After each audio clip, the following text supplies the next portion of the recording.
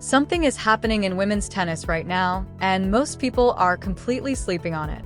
Not because the signs aren't there, they absolutely are, but because when a shift this big starts, it doesn't announce itself with fireworks.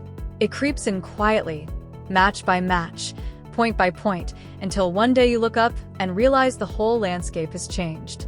And I think we are sitting right at that exact tipping point, right now in the spring of 2026. The tournament is the Upper Austria Ladies Linz Open, celebrating its 35th anniversary this year, and the organizers did something nobody expected. They ripped out the hard courts completely, brought in 100 tons of crushed red clay, and rebuilt the entire playing surface inside the city's design center. 100 tons. Just think about that for a second. That is not a minor cosmetic change, that is a statement. And the player who benefits most from that statement is a 19-year-old from the Philippines named Alexandra Eala, but around here, we just call her Alex. Now, before you scroll past this thinking it's just another first-round preview, hear me out, because this specific match, Alex versus the Austrian veteran Julia Grabher, tells a much bigger story than the scoreline will ever show. This is about momentum, surface mastery, psychological warfare, and what happens when raw generational talent finally lands on the exact terrain it was built for. Let's go back a couple of months first, because context matters here. The hard court season in North America, Indian Wells, Miami, the whole Sunshine Double, is arguably the most brutal stretch on the entire WTA calendar outside of the slams. The fields are deep, the conditions are fast, the margins are razor thin, and the pressure is relentless. Players who aren't ready for that environment get exposed quickly and quietly. Alex didn't get exposed. She went into both Indian Wells and Miami and reached the round of 16 at each tournament, back-to-back, against fields packed with top 20 players, former champions, and veterans who've been navigating those draws for years. And she didn't just scrape through either. She was aggressive. She was composed. She played like someone who belonged there, which at her age, competing at that level, is genuinely extraordinary. But here's the thing about all of that. Hard courts are not even where Alex is most dangerous. They're not her home. Clay is. And now she's walking straight onto it. Alex spent years training at the Rafa Nadal Academy in Mallorca, and if you know anything about what that program produces, you understand what that means. That academy doesn't just teach you to hit a tennis ball. It teaches you how to construct a clay court point from the ground up, how to use heavy topspin to physically relocate your opponent, how to move and slide and transition from defense to offense within a single rally. The players who come through that system don't just play on clay well, they think in clay. They understand its rhythms and its patience and its brutality in a way that can't be faked and can't be rushed. Alex absorbed all of it.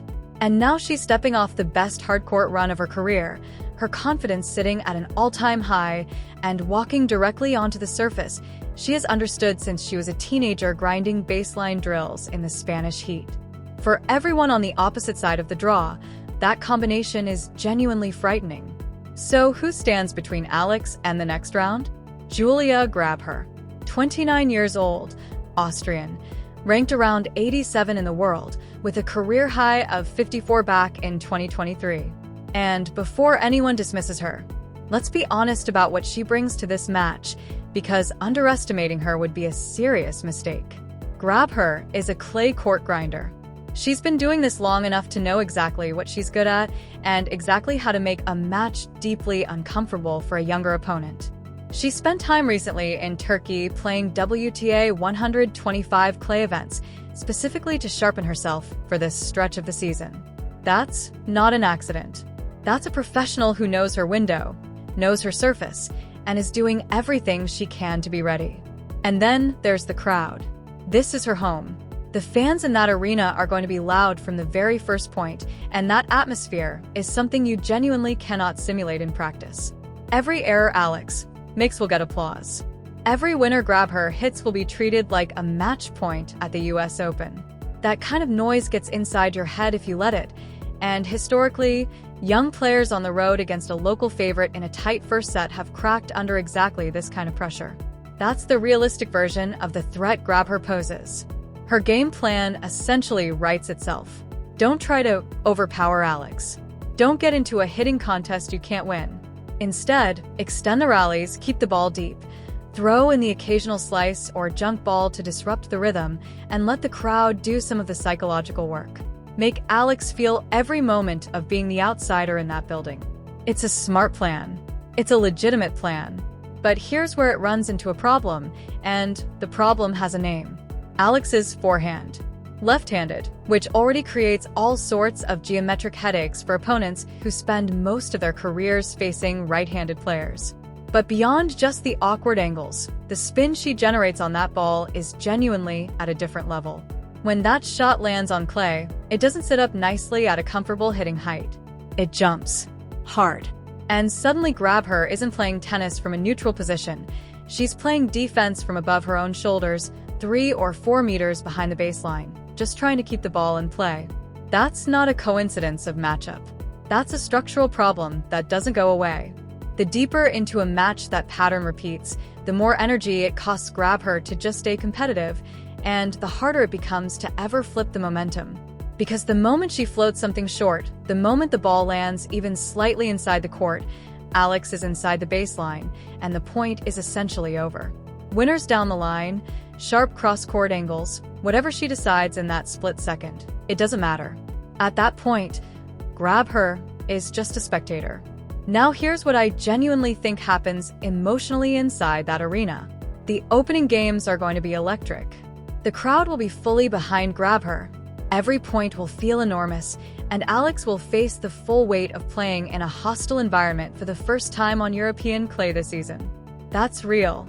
That's pressure. And I'm not pretending it doesn't exist. But talented players with genuine confidence don't just survive that kind of atmosphere. They use it. Every time the crowd goes quiet, every time Alex wins a point in a rally that the crowd thought Grabher had won, every time a forehand lands so heavy and deep that there's simply no response, the energy in that building shifts a little. Not all at once. Gradually. And by the time you're 5 or 6 games into the first set, and Alex has established clear control, the noise starts to feel different. Less like a wave pushing Grabher forward, and more like people desperately hoping their player finds a way back into a match that's already slipping away. The crowd doesn't disappear, but it loses its teeth.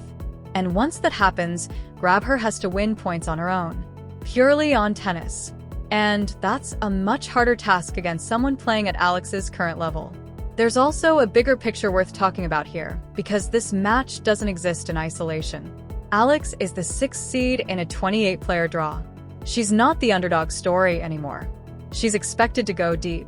And lurking in the second round, very possibly waiting on the other side of this match, is Jelena Ostapenko. Former French Open champion. Wildly unpredictable.